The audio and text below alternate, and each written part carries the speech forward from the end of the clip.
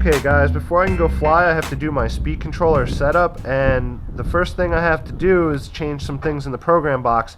In a minute I'll be going over the throttle calibration and the RPM standardization for governor mode, but first let me go over some of the things I changed in the program box that need to be done before we can get into that other stuff.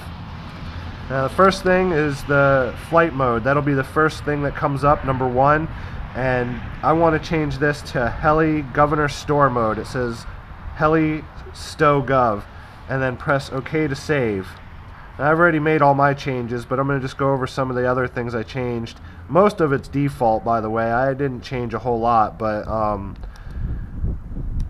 one of the things I did change is number 4, cutoff volt. I made that disabled just because I don't want the speed controller cutting off for low voltage or anything. I usually don't fly low enough voltage or for long enough that this is an issue, but if it's going to ruin the batteries or something, I'd rather it be the batteries than cause a shut off in a crash or something like that. So that's just my preference. Moving on, most of the rest I left default. Startup time is default. The governor gains I left default. Now I did change the AR time to 90 seconds, and I'll be going over some of this more later when I do the throttle hold setup. This 90 seconds, basically, if you use the throttle hold window, it'll allow you to throttle hold and then turn off the throttle hold and go into a really quick spool up rather than that really slow initial spool up that would normally be there. And so the 90 seconds is how long it'll take before it goes into that slow spool up mode. I don't ever want it to go into that slow spool up mode, so I made it as long as possible. And like I said, I'll be going over this more later. Now the rest of the stuff is mostly set to default. You'll have to change some things maybe for your motor, like the timing or the motor rotate, but the rest I left default. The most important thing is that the Heli mode is set to Governor Store. Okay guys, I've already done the basic programming with the multifunction program box, so now it's time to go ahead and do the throttle calibration. And to do that, the first thing we're going to do is go into the throttle curve menu on the transmitter, and I already have it set, but you want the first position to be 0 and you want the last position to be 100%, and that way we'll have from 0 to 100% throttle on the stick. Okay, and to begin the calibration we want to power on the receiver, and I'm going to let the gyro initialize.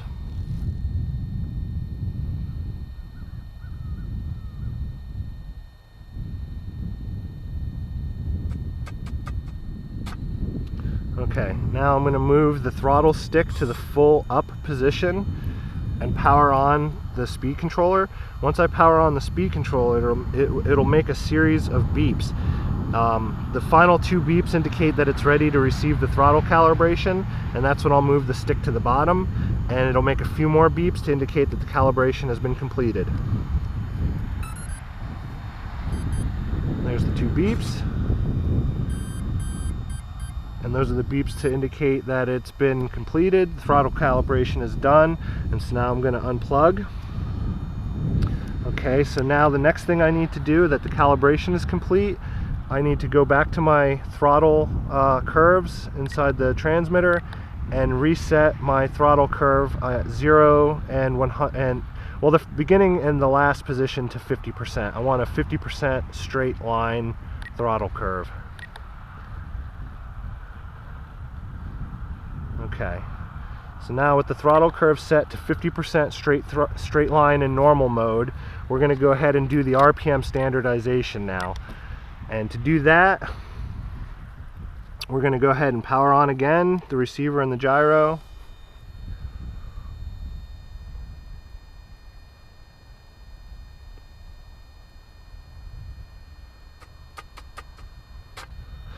Okay, and now I'm going to power on the speed controller. Oh, wait a minute. Have to have throttle hold on or else the speed controller won't arm.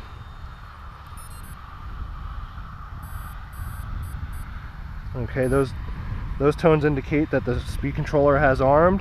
So now I'm going to take the Heli out to the flight pad.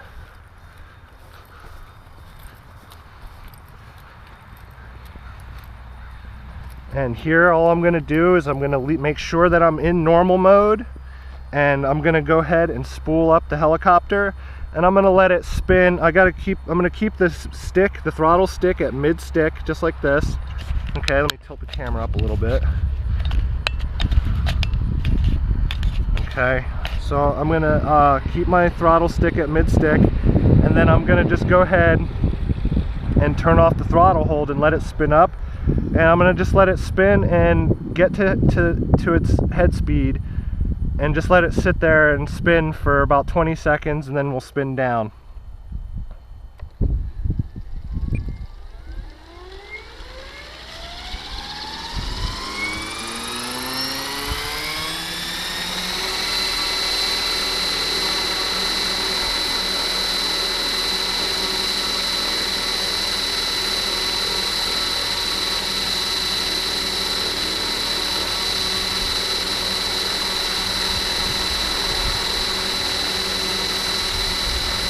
Okay, that should be good.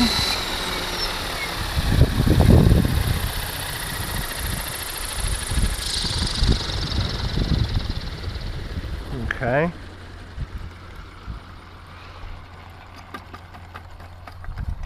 And that should have worked. That should be good. And now we can go back to the bench and check that it actually registered an RPM. I'm gonna power down the speed controller and my receiver because I don't need it right now, and then I'm going to plug in my multifunction program box.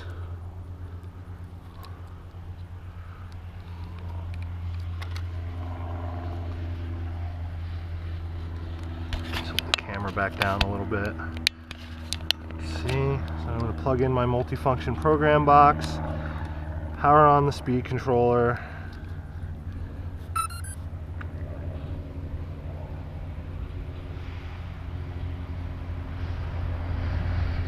Okay, and now if I press the R/P button twice, the first thing it'll tell me is max RPM, and mine says 122 times 1000 RPM. Okay, so that confirms that the throttle calibration and the RPM standardization are now complete. Okay, so now I'm going to do the throttle hold setup on my Hobbywing 130 Opto. And the first thing I'm going to want to do is go into my program box, and I need to change the motor rotate function to whatever it is now to spin normally. I want it reversed. So do that, press OK to save, and then we can go ahead and disconnect the program box. Okay.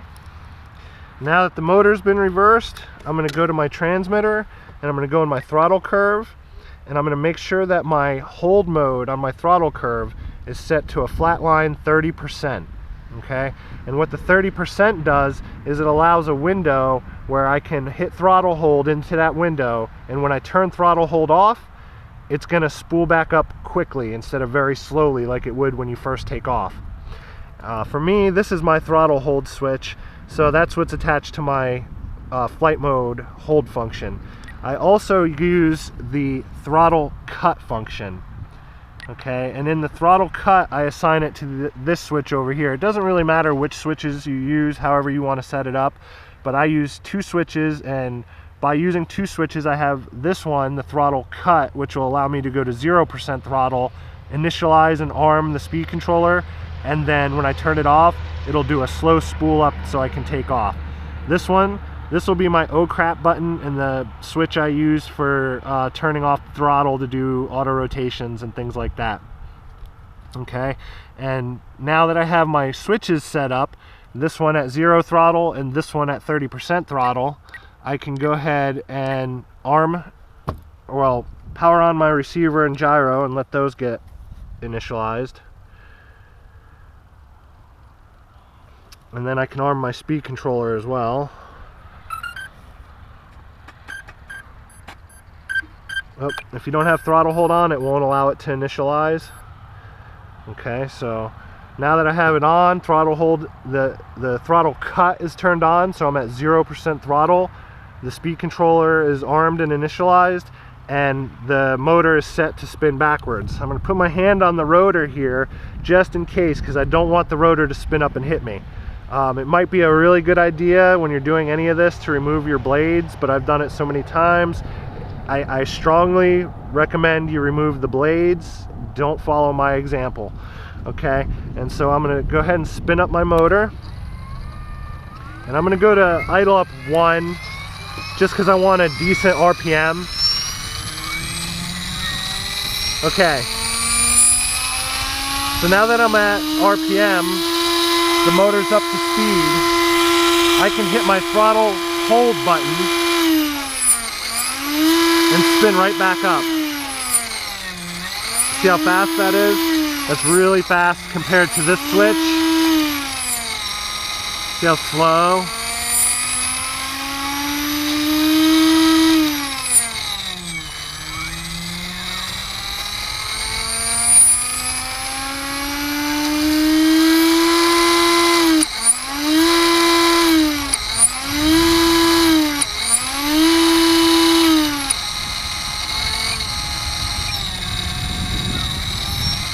Okay, so you can obviously see where if you were doing auto rotations or, you know, something, you accidentally hit your throttle hold switch, but, you know, total accident, oh no, and you go to turn the throttle hold switch off.